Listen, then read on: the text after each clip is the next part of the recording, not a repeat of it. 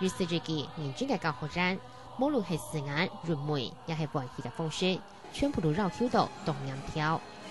嚟別下研究下嘅三個60年，除了自家創作之外，下牙規辦教研，培養下牙到嘅3個人才。1973年開始做體育部下嘅田人，查3千個嘅主角老編頭，對保孫老推廣下嘅3個非常深嘛。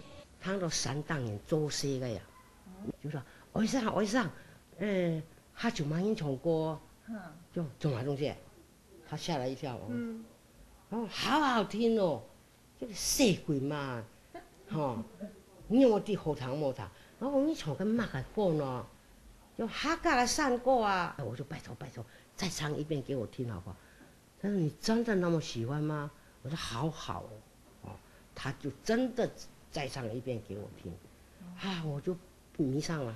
客家3個嘅兄妹本來別下按有結婚處係60年。以前說曹植7步成詩啊，我認為客家人3秒鐘就有歌，它有雙關含義，同字不同音，或者同音不同字的，用這種方式去表達它的意思，所以這個害死我60多年就是這樣。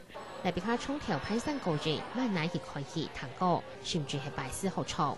唔過認為客家3個冇個本領團或是夠唱，非常艱辛。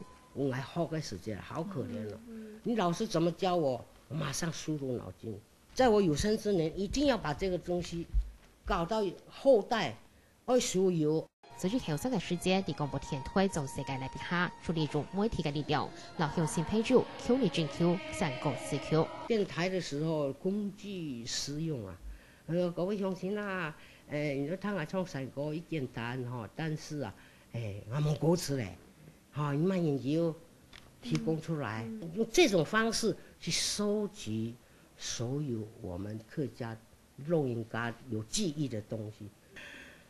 我這條路走起來60來年了，實在很辛苦，不過還值得了。對3個嘅消息，保孫都推廣，嚟別下一路行來動動感慨。不過，日東條自家嘅世界係做得正確嘅堅持，本住每嘅客家3個做得技術傳承。海景小風寒，總指揮林秋玲突然報道。